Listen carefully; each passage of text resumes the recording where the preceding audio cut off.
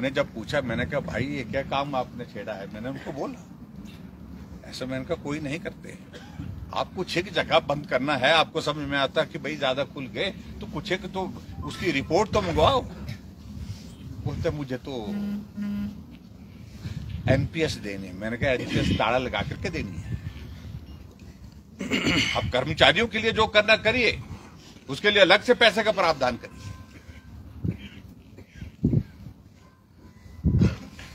लेकिन ये संस्थान बंद करके, विकास बंद करके, ताला लगा करके आप चाहे इस तरह से करना चाहे तो ये उचित नहीं। आज 4 महीने हो गए पीडब्ल्यूडी एलओसी बंद है। छोटे छोटे हमारे कॉन्ट्रैक्टर हैं, जिन लोगों को नौकरी नहीं मिल पाई, उन्होंने कहा कि अपने अपने पांव पर खड़ा होने के लिए हम कुछ काम शुरू करते हैं।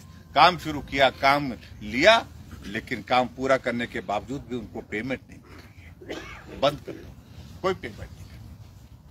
तो पेमेंट तो सर पेमेंट भैया, बिल ही नहीं आ रहे, कोई बिल ही बंद कर दिए। आईपीएच में वही स्थिति है।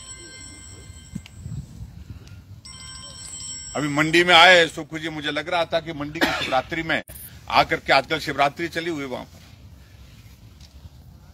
तो मैंने कहा कम से कम वहां तो ठीक करेंगे, और वहां पर भी भाषण देने लग पड़े। और मैं कई सालों से, जब मैं कॉलेज में पढ़ता था उस वक्त से मंडी की शिवरात्रि को देखता था। हमने कभी भी राजनीतिक भाषण शिवरात्रि के मेले में नहीं देखा।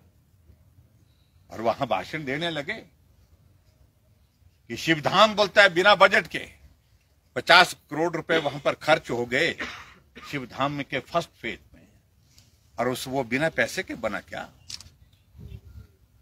वहां पर स्ट्रक्चर बन करके खड़े हो गए।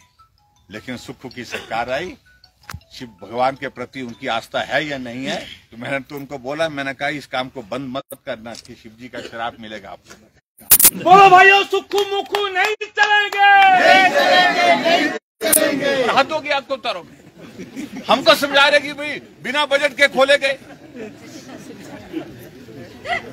कॉलेज का भवन, वहां पर मंडी में डिग्री कॉलेज की बिल्डिंग का काम चल रहा है, हम उसको 30 करोड़ रुपए दे चुके हैं, 30 करोड़ रुपए। लेकिन सुखू जी की सरकार आई तो काम अब बंद कर दिया गया। मंडी में यूनिवर्सिटी खोली, बहुत इसकी क्या जरूरत है? और उसको भी जो स्टाफ हमने शिमला से यूनिवर्सिटी से भेजा था, वहां पर डिप्यूट किया था, वो सारा का सारा स्टाफ वापिस भेज दिया, उसको भी बंद करने लगे।